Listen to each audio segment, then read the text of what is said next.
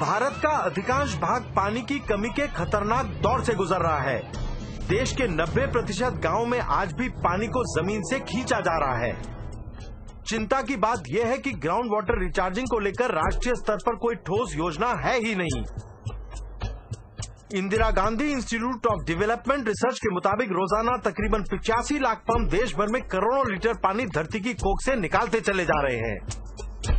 भारत के suicide capital Vidarbha में ground water यानी भूजल तेजी से खत्म हो रहा है। पिछले 10 सालों में ये 30 से 90 मीटर तक गिर चुका है। यही हालत है राष्ट्रीय राजधानी दिल्ली की। यहाँ पिछले एक दशक में ग्राउंड वाटर का स्तर 4 से 9 मीटर नीचे गिर चुका है। 500 फुट 1200 फुट 900 फुट जमीन में काणा पाड़ी पाड़ीने 25 હજાર વર્ષ જૂનું પાણી ખેંચવા માટેનું કામ કર્યું છે। કેટલા દિવસ સુધી અંદરથી પાણી નીકળ્યા કરશે? 10 વર્ષે બોર ફેલ જાય, કોઈનો 2 વર્ષે ફેલ જાય, કોઈનો 4 વર્ષે ફેલ જાય। ખેડૂતે જે મૂડી નાખી હોય એ પણ પાણીમાં જાય। એનો કોઈ ઉપાય ખરો કે નહીં? बातों ना बड़ा करे न चाहे, काम करी बताओ पड़े। एक समय था जब गुजरात में कम से कम 4000 गांव को टैंकर्स के जरिए पानी पहुंचाना पड़ता था। आज जल क्रांति के युग में गुजरात का लगभग हर गांव टैंकर मुक्त हो चुका है। आखिर ये करिश्मा हो कैसे गया? गुजरात भर में युद्ध स्तर पर चेक डैम बनाए गए और बनाए जा रहे हैं। चेक डैमों का डिजाइन कुछ ऐसा होता है कि नदी को जगह जगह रोक दिया जाता है। इससे पानी भारी मात्रा में एक ही जगह इकट्ठा होने लगता है, लिहाजा ग्राउंड वाटर रिचार्ज हो जाता है। गुजरात में सन 2001 और 2006 के दरमियान 1,10,000 चेक डैम बनाए गए। गौरतलब है कि आजादी से लेकर सन 2001 तक केवल 4,000 चेक डैम बनाए गए थे। आ 45 वर्ष में कांग्रेस शासन में आखा गुजरात में कुल 12,000 खेत तलावड़ी बनी है। सन 2003 और सन 2006 के दरमियान 1,37,000 खेत तालाबों को बनाया गया। गुजरात भर में सन 2001 और सन 2005 के बीच ग्राउंड वाटर का स्तर औसतन 4 मीटर ऊपर आ गया है। केवल नर्मदा के कारण नहीं हुई, उसके पानी के कारण नहीं हुई, मगर ये चेक डैम्स माइक्रो चीजें कर लोगों को इन्वॉल्व कर ऐसी चीज करना जो कि लोगों के हित में हो और वहां तक लास्ट आदमी तक पहुंचे। दक्षिण गुजरात में पानी ज्यादा मात्रा में है। यहाँ से पानी को सौराष्ट्र और कच्छ भेजने की योजना बनाई गई। बड़ी बड़ी पाइपलाइनों का जाल बिछा दिया गया। हम कहते हैं ना, बिलीव और नॉट बिलीव।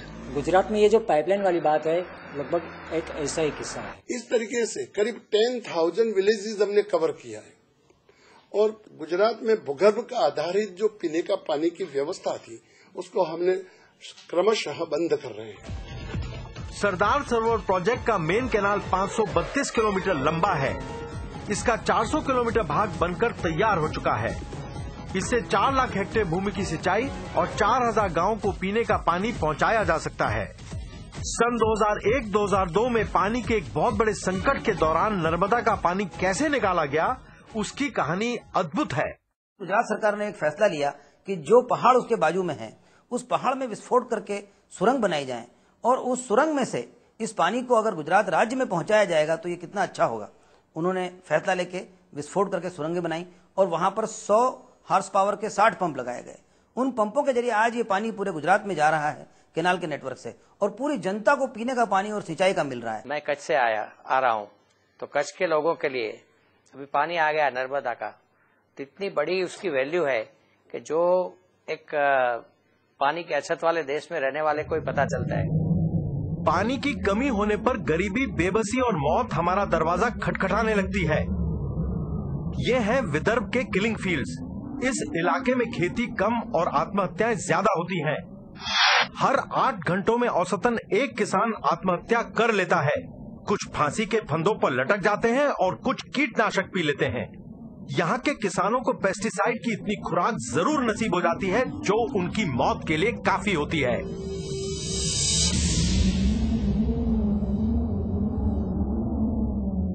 18 मई सन 2006 केंद्रीय कृषि मंत्री शरद पवार ने संसद को बताया कि सन 1993 और 2003 के दरमियान देश भर में 1,02,48 किसान आत्महत्या कर चुके हैं।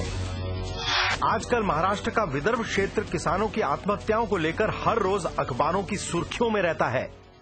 जब इरिगेशन का पानी मिलता है तब फार्मर को भगवान के ऊपर आधार नहीं रखना पड़ता है और फसल अनसर्टन नहीं हो जाती है।